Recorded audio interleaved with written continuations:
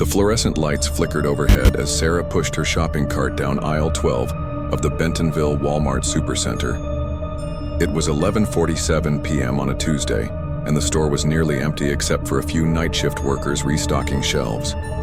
She didn't notice the man in the produce section stumbling erratically, his skin pale and mottled. She didn't see him bite the teenage employee who tried to help him. But in less than 6 hours, Sarah would become patient zero in America's first zombie outbreak. And it all started in the place where millions of Americans shop every single day. Welcome to Shadowverse, where we explore the darkest corners of imagination. Make sure to hit that subscribe button and drop a comment telling us your favorite horror topic. We love hearing from you. Marcus Williams had been working the overnight shift at Walmart for 3 years, but he'd never seen anything like what walked through those automatic doors at 11:32 p.m. The man moved with jerky, unnatural steps, his clothes torn and stained with something dark. Marcus barely looked up from his inventory scanner as the stranger shuffled past, heading straight for the produce section. Another late-night weirdo, Marcus muttered to himself, continuing to count packages of toilet paper. Working nights at America's largest retailer meant encountering all kinds of people. Insomniacs buying ice cream at midnight, truckers grabbing energy drinks, college students stocking up on ramen. But this guy felt different. The stranger's skin looked wrong under the harsh fluorescent lights. Pale, almost gray, with dark veins visible beneath the surface. His eyes were bloodshot, unfocused, and a low groaning sound escaped his throat every few seconds. When he reached the apple display, he didn't pick up the fruit. He bit directly into it, juice and pulp spraying everywhere. 20-year-old Jessica Chen was restocking bananas when she noticed the commotion. As a part-time employee juggling college classes, she'd seen her share of drunk customers and people having mental health episodes. Her training kicked in immediately. Sir, are you okay?" Jessica approached cautiously, her voice gentle but concerned. "Do you need help finding something?" The man turned toward her voice, and Jessica's breath caught in her throat. His eyes were completely white, rolled back in his head, and black fluid dripped from the corners of his mouth. Before she could step back, he lunged forward with surprising speed. Jessica screamed as teeth sank into her shoulder, tearing through her blue Walmart vest and into flesh. The pain was immediate and excruciating, but what terrified her most was the sound. A wet, tearing noise as the stranger's jaw worked back and forth. Marcus dropped his scanner and ran toward the produce section, shouting for security. But night security consisted of one 60-year-old man named Bill who was currently in the bathroom. The store's skeleton crew was about to face something no employee manual had ever prepared them for. Jessica's screams echoed through the nearly empty store as she fought to push the attacker away. The man's grip was unnaturally strong, his fingers digging into her arms with bruising force. Blood soaked through her vest as she finally broke free, stumbling backward into a display of oranges. "Help me! Somebody help me!" she cried, pressing her hand against the wound on her shoulder. The bite marks were deep, jagged, and bleeding profusely. Marcus reached them just as the stranger turned his attention to him. Up close, the smell was overwhelming, rotting meat mixed with something metallic and sharp. The man's skin felt cold and clammy when Marcus grabbed his arm, trying to restrain him. "Call 911, Marcus shouted to anyone who could hear. "We need paramedics now." But the stranger wasn't done. He broke free from Marcus's grip with inhuman strength and bit down on the stock clerk's forearm. Marcus felt teeth scrape against bone before he managed to tear away, leaving strips of his uniform and skin in the creature's mouth. From the customer service desk, night manager Diana Rodriguez watched the chaos unfold through the security monitors. 20 years of retail experience hadn't prepared her for this. She grabbed the phone and dialed emergency services, her hands shaking as she tried to explain the situation. 911, what's your emergency? This is Walmart Supercenter on Pleasant Valley Road. We have a customer attacking our employees. He's biting them. We need police and paramedics immediately. Did you say biting, ma'am? Yes, he's actually biting people. There's blood everywhere. Our employees are seriously injured. By the time Diana finished the call, something else was happening. Jessica had stopped screaming. She sat slumped against the orange display, her eyes glazed over and unfocused. Her skin was already beginning to take on that same gray pallor they'd noticed in the original attacker. Marcus backed away slowly, cradling his injured arm. "Jessica? Hey Jess, you okay?" She turned toward the sound of his voice, but the person looking back at him wasn't Jessica anymore. Her eyes had rolled back, showing only white, and that same black fluid was beginning to seep from her mouth. The transformation happened faster than anyone could have anticipated. Within minutes of being bitten, Jessica Chen was no longer the college student who'd been cheerfully restocking produce. Something fundamental had changed in her brain chemistry, overriding every human instinct except one primitive drive. She stood up with the same jerky, unnatural movements they'd seen in the original attacker. Marcus tried calling her name, but Jessica, or what had been Jessica, turned and lunged at him with those same white, rolled-back eyes. "This isn't happening," Marcus whispered, dodging her grasp. "This can't be happening." But it was happening, and it was spreading.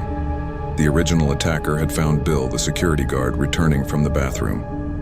Bill's screams joined the chaos as more teeth found flesh, more blood spilled onto Walmart's polished linoleum floors. Diana Rodriguez made a decision that would later be studied by crisis management experts worldwide. She activated the store's emergency lockdown protocol, something designed for armed robberies and violent incidents. Steel shutters began descending over the main entrances while automated announcements echoed through the store. "Attention Walmart customers and associates. The store is now under emergency lockdown. Please remain calm and stay where you are until further notice." The irony wasn't lost on her. They were locking the danger inside with them. Marcus found himself trapped in aisle 7 with 2 infected people stumbling toward him from opposite directions. Jessica approached from the left, her Walmart name tag still hanging from her torn vest, while Bill lurched from the right, his security uniform now stained crimson. The store's overnight crew of 12 had been reduced to 8 uninfected people in less than 20 minutes. And Marcus was beginning to understand a terrifying truth.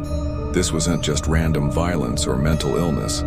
This was something that spread from person to person, something that turned victims into attackers.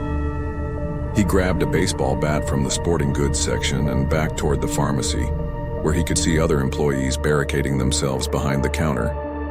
Outside, the first police sirens were beginning to wail in the distance, but they had no idea what they were about to encounter.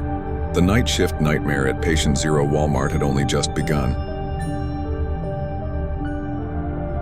Sarah Martinez arrived at Walmart at 6:47 a.m. with her usual Tuesday morning routine. Coffee, grocery list, and exactly 1 hour before her kids needed to be dropped off at school. She had no idea that she was about to become the most famous customer in retail history. Patient Zero in America's first zombie outbreak. The parking lot looked normal. A few early bird shoppers, delivery trucks unloading, and the familiar sight of Walmart's blue and yellow signage. Sarah parked near the grocery entrance, grabbed her reusable bags, and walked toward doors that should have automatically opened. They didn't. "Weird," she muttered, trying the other entrance, also locked. A small sign read, "Temporarily closed for cleaning." But Sarah could see movement inside. Employees walking around, lights on, business as usual. She knocked on the glass. From inside, Marcus Williams looked up from where he'd been barricaded behind the pharmacy counter all night. He saw a normal-looking woman in yoga pants and a fleece jacket, holding a coffee cup and looking confused. Behind him, 3 other surviving employees huddled together, exhausted and traumatized. "Don't let her in," whispered Amy from the deli counter. "We don't know if it spreads through the air or what." But Marcus could see other early morning shoppers gathering outside, checking their phones, looking frustrated. The store's lockdown had trapped the infected inside, but it also meant disappointed customers were accumulating outside like a powder keg. That's when Diana Rodriguez made her second critical decision of the night. The surviving night manager had been monitoring police radio chatter. Emergency responders were overwhelmed with similar incidents reported at 3 other Walmart locations across Arkansas. Whatever was happening wasn't isolated to their store. "We can't stay locked in here forever," Diana announced. "Those things are getting more aggressive and we're running out of places to hide." She was right. Throughout the night, the infected had been multiplying. What started as one strange customer had become 8 zombies wandering the aisles, seeking fresh victims with relentless determination. "If we're going to make a run for it, we do it now while we can blend in with the morning crowd," Diana continued. "We unlock the doors, we run, and we let the police handle this." The decision to unlock the doors would haunt Diana Rodriguez for the rest of her life, however long that might be. At 7:15 a.m., she disabled the emergency lockdown. The steel shutters retracted and automatic doors slid open with their familiar whoosh. Sarah Martinez, still holding her cooling coffee, was the first customer to enter what had become a retail horror show. "Finally," Sarah said, grabbing a shopping cart. "I was starting to think you guys had changed your hours." She didn't notice the dried blood on the floor near customer service. She didn't see the overturned displays in produce, or the way the remaining employees watched her with terrified expressions. Sarah Martinez walked into that Walmart focused on getting milk, bread, and getting back to her normal Tuesday morning routine. The first infected person she encountered was Bill, the security guard. He stood motionless near the greeting cards, his uniform torn and stained, his skin that familiar gray color. Sarah assumed he was having some kind of medical episode. "Excuse me, are you all right?" she asked, approaching with the same helpful instinct that had gotten Jessica killed 12 hours earlier. Bill turned toward her voice, and Sarah got her first look at those white, rolled-back eyes. The scream died in her throat as he lunged forward, faster than a 60-year-old man should be able to move. The bite happened so quickly that Sarah barely felt it initially. Teeth tore through the sleeve of her jacket and into the soft flesh of her upper arm.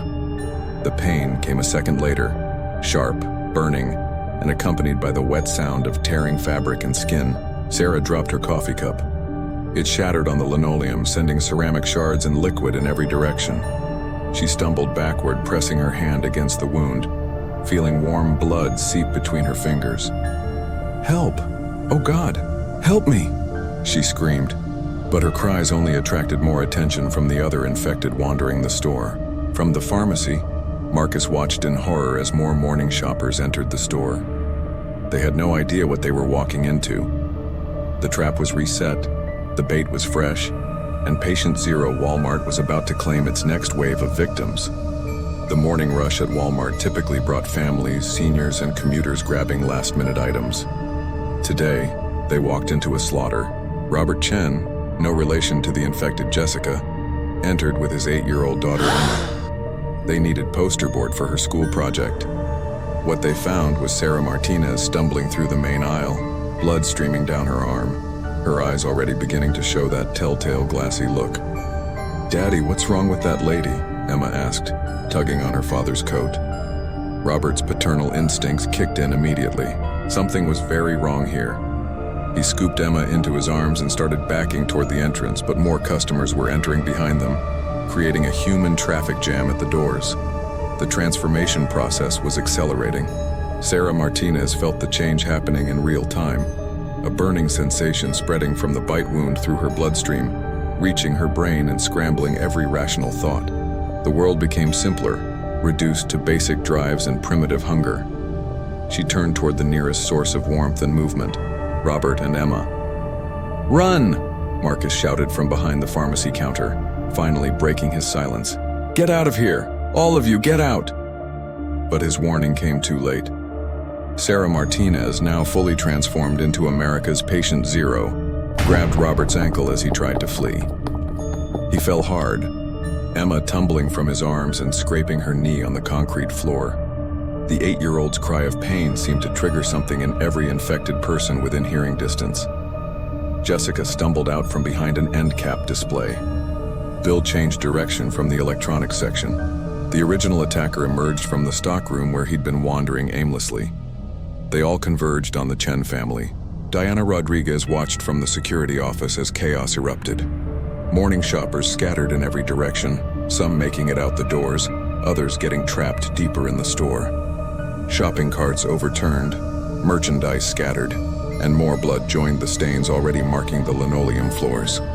In less than an hour, Walmart Supercenter had gone from America's most familiar retail space to ground zero of an outbreak that would change everything. Patient Zero had been created, and she was hungry. At exactly 8:23 a.m. Central Time, Walmart's Crisis Management Center in Bentonville received the first report that would shatter the company's carefully constructed public image. The call came from Diana Rodriguez, her voice barely controlled as she spoke to the emergency hotline operator.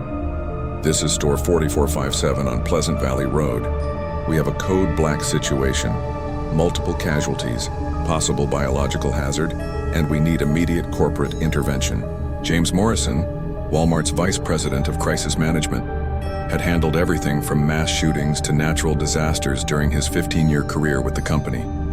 He'd never received a report quite like this. "Did she say biological hazard?" Morrison asked his assistant, replaying the recorded call. "And what the hell does customers are biting other customers mean?" Within 20 minutes, Morrison's phone was ringing nonstop. Store 3291 in Little Rock reported similar incidents. Store 1847 in Fort Smith had gone completely silent after their night manager called in. Unexplainable violent behavior. Store 2156 in Jonesboro reported that their morning shift couldn't enter the building due to aggressive individuals inside. 4 stores, all in Arkansas, all reporting the same impossible scenario. Morrison activated Walmart's emergency response protocol, a comprehensive plan developed after years of studying retail crisis management. The protocol had provisions for active shooters, terrorist attacks, and natural disasters. It had no provisions for zombie outbreaks. "Get me a conference call with all affected store managers," Morrison barked to his team, "and patch in our legal department, HR, public relations, and security. We need to contain this before it hits social media." But containment was already impossible. Outside the Pleasant Valley Road Walmart, emergency vehicles had created a perimeter that looked like something from a disaster movie.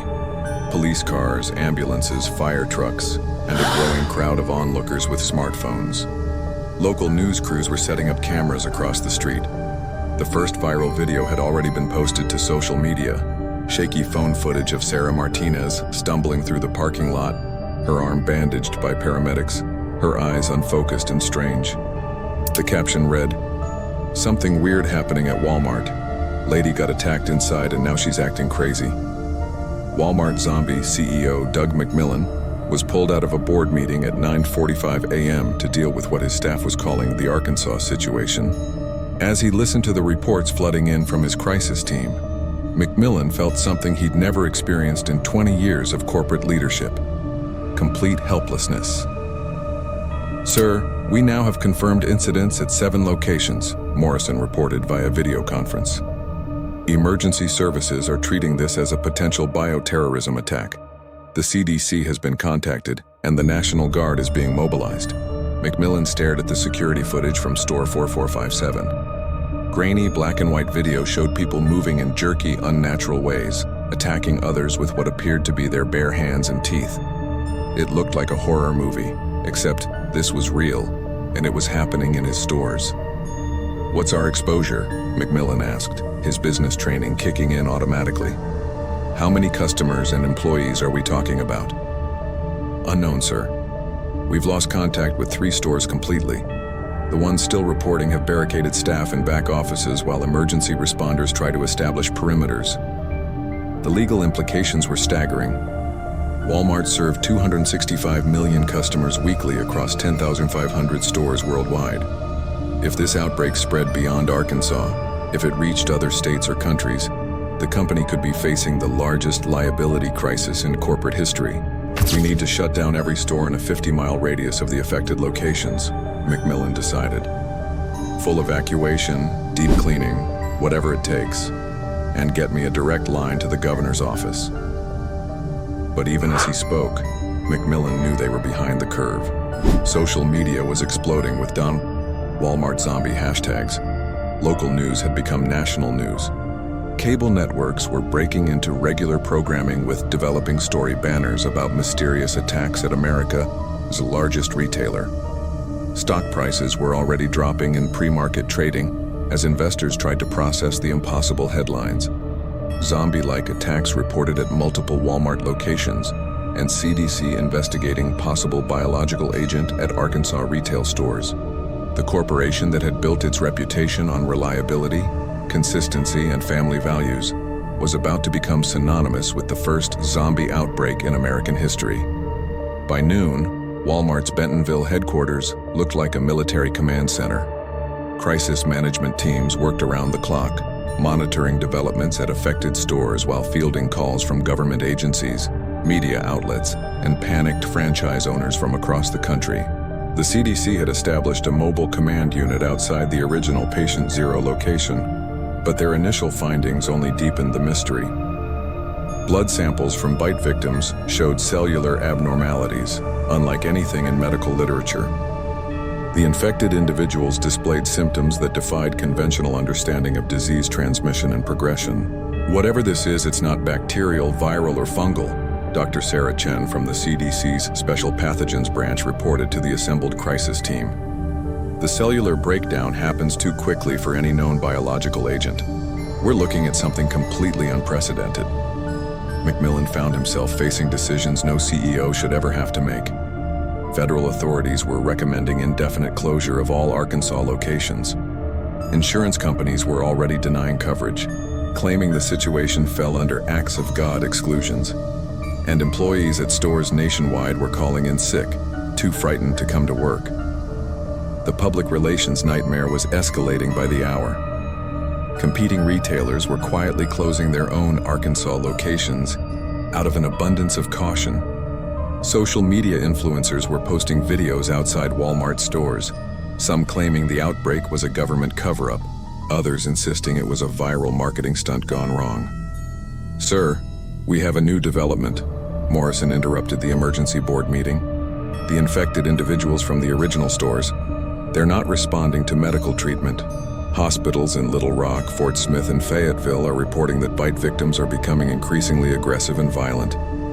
McMillan closed his eyes and rubbed his temples. In less than 12 hours, Walmart had gone from America's most trusted retailer to the epicenter of a crisis that was beginning to spread beyond their stores and into the general population. The company that promised save money, live better was now associated with something far more sinister. Patient Zero Walmart wasn't just a retail disaster. It was becoming the origin point of America's worst nightmare, and corporate headquarters could only watch helplessly as the situation spiraled completely out of control. Inside Patient Zero Walmart, 8 survivors had managed to barricade themselves in the electronics section. Using display cases, shopping carts, and cable locks from the hardware department, they'd created a fortress among the televisions and video games while infected customers and employees wandered the aisles outside. Marcus Williams had emerged as the reluctant leader of their group. His knowledge of the store's layout made him invaluable, even though his injured arm was beginning to show signs of infection. Not the zombie kind, but the regular bacterial kind that could kill him just as effectively. "We can't stay here forever," whispered Dr. Patricia Vance, a pediatrician who'd been shopping for her daughter's birthday presents when hell broke loose. "Those things are getting more coordinated, more aggressive, and Marcus needs medical attention."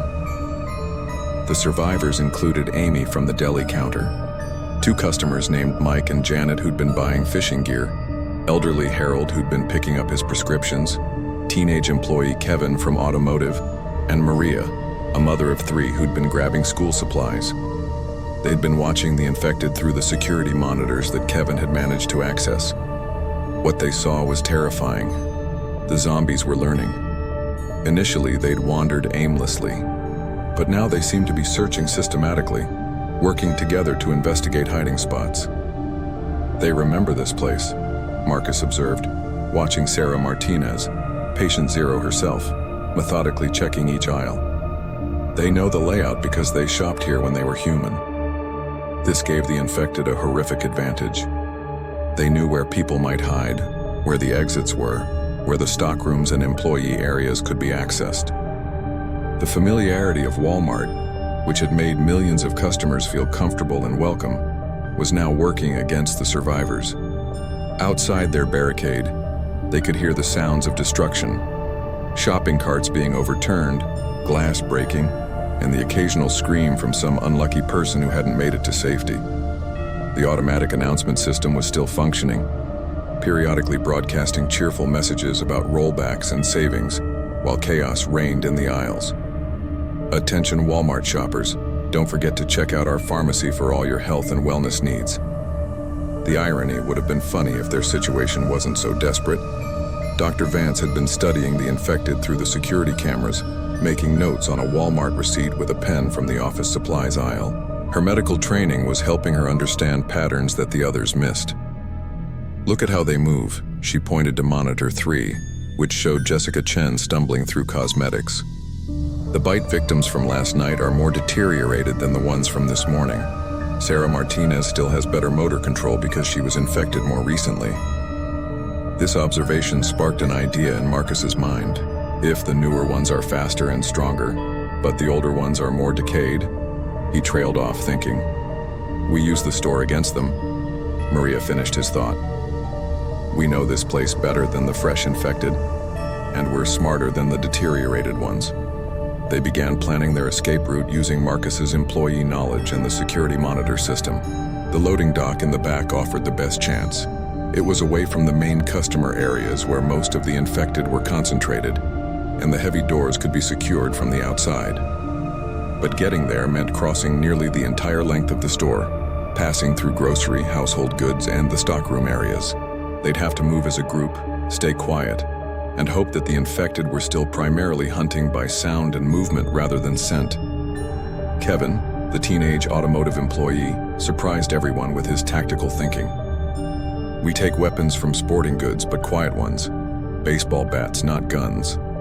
Gunshots will draw every zombie in the place to our location. Harold, despite being in his 70s, volunteered to create a distraction.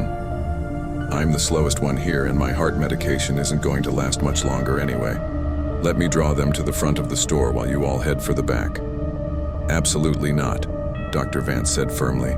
We all get out or none of us do. But they all knew the mathematics of their situation. 8 people moving together through zombie-infested aisles had a much lower chance of success than 7 people with a strategic distraction. Outside, the sound of helicopters was growing louder, and they could see flashing emergency lights through the high windows. At 2:17 p.m., they made their move. Harold had reluctantly agreed to a modified version of his sacrifice plan. Instead of drawing the infected away, he would stay behind in electronics and create noise, turning up display televisions, activating car alarms in automotive, anything to mask the sounds of the group's movement toward the loading dock. Marcus led the way, his injured arm wrapped in gauze from the pharmacy. Behind him came Dr. Vance carrying a first aid kit, followed by Amy with a baseball bat, Mike and Janet armed with crowbars from hardware, Maria clutching a kitchen knife, and Kevin bringing up the rear with a golf club. They moved through the store like commandos, using employee shortcuts and service corridors that most customers never saw. The familiar layout that had trapped them was now their advantage. Marcus knew every blind corner, every camera angle, every route that would keep them away from the main aisles where infected shoppers wandered. In household goods, they encountered their first real test. Bill, the security guard, stood motionless near the laundry detergent, his back to them. Maria's foot accidentally kicked an empty shopping cart, sending it rolling with a metallic clatter. Bill turned, those white eyes fixing on their group with mechanical precision. Before he could alert the others with his groaning sounds, Kevin stepped forward and brought his golf club down on the former security guard's skull with a wet, sickening crack. Bill dropped without another sound, black fluid pooling around his head. Kevin stared at what he'd done, his hands shaking. First time? Marcus asked quietly. Yeah. Won't be your last if we want to get out of here. They continued through grocery, past the deli where Amy used to work, around the pharmacy where they'd hidden all night, and finally reached the stockroom area. The loading dock was 50 yards away, behind 2 sets of heavy doors. That's when they heard Harold's distraction begin. Car alarms blaring from automotive televisions at maximum volume, and the sound of infected individuals converging on the electronics section. Their friend was buying them time with his life. and they couldn't waste it. The final sprint to freedom was about to begin. As the survivors made their desperate escape through the loading dock, Sarah Martinez stood motionless in aisle 12 where this nightmare had begun. Patient 0 retained fragments of consciousness that the other infected had lost. Memories flickering like broken television signals in her deteriorating mind. She remembered her children. Emma, 7 years old, who loved princess dresses and refused to eat vegetables. Jake, 5, who collected Hot Wheels cars and still asked her to check for monsters under his bed. They would be at school now, safe in their classrooms, unaware that their mother had become something from their worst nightmares. The bite wound on her arm had stopped bleeding hours ago. The transformation process was complete, but unlike the others, Sarah retained pieces of her human identity. She could still think, still remember, even as the hunger consumed her rational mind. Through the store's sound system, Harold's distraction played on, alarms blaring, televisions echoing, the noise drawing infected customers toward electronics. But Sarah didn't move toward the sound. She stood where her humanity had ended, holding a shopping list that would never be completed. Milk, she read aloud, her voice a raspy whisper. Bread. Eggs. Birthday cake for Jake. Her son's 6th birthday was tomorrow. She'd planned to bake his favorite chocolate cake, invite his friends over, wrap the new bicycle hidden in the garage. Normal mother things that would never happen now. The original attacker, the man who had started this cascade of infection, stumbled into view at the end of the aisle. Unlike Sarah, he showed no signs of retained consciousness. His eyes were completely white, his movements purely instinctual, driven only by the need to feed and infect. Sarah studied him with the analytical part of her mind that still functioned. Where had he come from? He hadn't been a regular customer. She shopped here twice a week and would have recognized him. His clothes were wrong too, not typical for their small Arkansas town. The jacket was expensive, urban, the kind worn by business travelers or city people. A fragment of memory surfaced. A news report she'd half heard while getting dressed that morning. Something about a plane making an emergency landing at the regional airport. Passengers complaining of illness during the flight. The pieces began connecting in Sarah's fractured consciousness. The original infected hadn't been a local resident at all. He'd been a passenger on Flight 447 from Atlanta, which had been diverted to their regional airport due to multiple passengers experiencing severe illness during the flight. Sarah remembered now. She'd seen the news story while brushing her teeth, barely paying attention as the reporter mentioned that several passengers had been taken to the local hospital. Others had refused medical treatment and taken taxis into town. One of those passengers had ended up at Walmart in the middle of the night, already transformed by whatever had infected him during the flight. The shopping center had been his hunting ground, and Jessica Chen had been his first local victim. But what had infected him originally? Sarah's analytical mind, fighting against the zombie hunger, tried to piece together the timeline. The flight had originated in Atlanta, but passengers had connecting flights from all over the world. Someone on that plane had brought something back from somewhere else, a disease, a parasite, something that medical science didn't understand yet. She wondered if similar outbreaks were happening in other cities where Flight 447 passengers had traveled. Was this spreading beyond Arkansas? Were other mothers like her transforming in other Walmart stores, other shopping centers, other ordinary places where people went about their daily lives? The sound of breaking glass interrupted her thoughts. Through the security mirrors mounted at the end of each aisle, she could see the survivors from electronics making their way toward the loading dock. 7 people moving carefully, quietly, trying to escape the hell that her transformation had helped create. Sarah recognized Marcus from the pharmacy counter where she'd picked up her daughter's allergy medication just last week. He'd been kind, patient, while Emma had asked a dozen questions about the colorful pills. Now he was running for his life because of what Sarah had become. The hunger was getting stronger, overriding her human memories and analytical thoughts. She could smell the warm blood of living people, hear their heartbeats echoing through the store's acoustic tiles. Every instinct screamed at her to hunt, to bite, to spread the infection that had consumed her. But some part of Sarah Martinez was still fighting. In her final moments of retained consciousness, Sarah Martinez made a choice that would be studied by behavioral scientists for decades to come, if civilization survived long enough for such studies. Instead of following her zombie instincts to hunt the survivors, she walked to the customer service desk where Diana Rodriguez had made those first panicked phone calls to 911. Sarah's deteriorating fingers managed to activate the store's intercom system, the same system that had been cheerfully announcing sales and specials all morning. Her voice when she spoke was barely recognizable, rasping and distorted, but still carrying traces of the mother who had entered this store 12 hours earlier. "My name is Sarah Martinez," she said into the microphone, her words echoing through every speaker in the building. "I am patient zero. I have 2 children, Emma and Jake." The survivors in the loading dock area froze, listening to the impossible sound of a zombie speaking coherently over the intercom. The man who started this came from Flight 447, Atlanta to Regional Airport. Check other passengers, other cities. Her speech was becoming more labored as the infection finally claimed the last functioning parts of her brain, but she fought to get the crucial information out. "Tell my children, Mommy loved them. Tell them, Mommy tried to. Come home." The intercom went silent. On the security monitors throughout the store, Sarah Martinez could be seen collapsing behind the customer service counter, finally succumbing completely to the infection that had transformed her into America's patient zero. Her message had been received.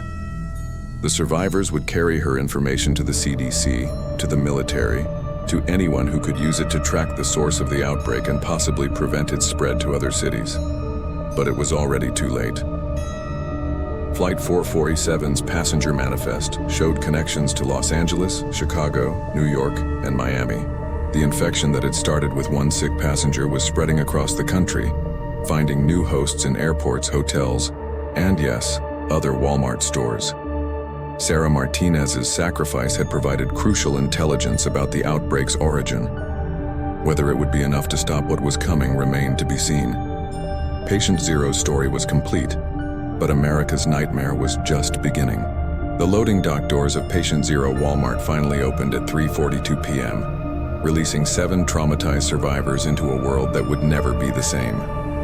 Marcus Williams, Dr. Patricia Vance, Amy, Mike, Janet, Maria, and Kevin emerged blinking into afternoon sunlight, their clothes torn and bloodstained, their minds struggling to process 12 hours of unimaginable horror. They found themselves facing a military perimeter that stretched for blocks in every direction. National Guard units, CDC hazmat teams, and emergency vehicles created a controlled chaos that dwarfed anything they'd witnessed inside the store. Helicopters circled overhead while news crews broadcast live footage to a nation transfixed by the impossible story unfolding in small-town Arkansas. The survivors' testimony about Sarah Martinez's final message proved invaluable to investigators. Within hours, authorities had traced Flight 447's passenger manifest and discovered that the outbreak was already spreading to multiple cities. What had started as one infected passenger on a routine flight had become a cascading disaster that would reshape American society. Harold's sacrifice in the electronics section had not been in vain. His distraction had allowed the others to escape, carrying with them crucial information about the outbreak's origin and Patient Zero's identity. But more importantly, they carried Sarah's final human act, her choice to warn others instead of giving in completely to the infection. The Walmart Supercenter on Pleasant Valley Road was sealed and later burned to the ground by military order. The site became a memorial, not just to the victims of that terrible night and morning, but to the end of an era when Americans could shop, work, and live their daily lives without fear of the impossible becoming reality. Sarah Martinez's children, Emma and Jake, were safely evacuated with other family members before the infection could reach their school or neighborhood. They would grow up knowing that their mother had been Patient Zero in America's first zombie outbreak, but also that she had retained enough humanity in her final moments to try to save others. The story of Patient Zero Walmart became a cautionary tale about how quickly civilization could collapse, how ordinary places could become extraordinary battlegrounds, and how even in humanity's darkest moments, individual choices still mattered. Sarah's decision to warn others, Harold's sacrifice to help his fellow survivors escape, and the courage of ordinary people facing impossible circumstances proved that heroism could emerge even from retail horror. But perhaps the most chilling aspect of Patient Zero Walmart wasn't the zombie outbreak itself. It was how easily it had spread through America's most familiar spaces, turning comfort into terror and routine into nightmare in a matter of hours. So there you have it, the complete story of Patient Zero Walmart, where America's zombie apocalypse began in the most ordinary place imaginable. Sarah Martinez went shopping for milk and bread on a Tuesday morning and became the center of the nation's worst nightmare. But even as a zombie, she found a way to be a hero in her final moments. What strikes me most about this story isn't just the horror of the outbreak, but how quickly everything we take for granted can change. The same familiar aisles where millions of us shop every week became a battlefield. The friendly employees who help us find what we need became either victims or survivors. The comfort and predictability of retail routine transformed into chaos and terror. It makes you wonder, how would you react in a situation like this? Would you have the courage of Harold, sacrificing yourself so others could escape? The analytical mind of Dr. Vance, studying the infected even while running for your life. Or maybe the final humanity of Sarah Martinez, using her last coherent moments to warn others instead of giving in to the infection. These are the kinds of stories we love exploring here at Shadowverse. Taking ordinary situations and asking what happens when the extraordinary crashes into our everyday lives. The grocery store, the workplace, the familiar spaces where we feel safe and comfortable. What lurks just beneath the surface of normalcy? If you enjoyed this deep exploration into Patient Zero Walmart, make sure you hit that subscribe button and ring the notification bell so you never miss our latest horror stories. And here's where I really want to hear from you. Drop a comment and tell us your favorite horror topic. Are you into zombie outbreaks like this one? Haunted locations, cryptid encounters, psychological thrillers? We read every single comment and use your suggestions to create the stories you want to hear. Maybe you have your own ideas about how a zombie outbreak might start, or you've thought about what you'd do if you were trapped in a familiar place that suddenly became dangerous. Share those thoughts with the Shadowverse community.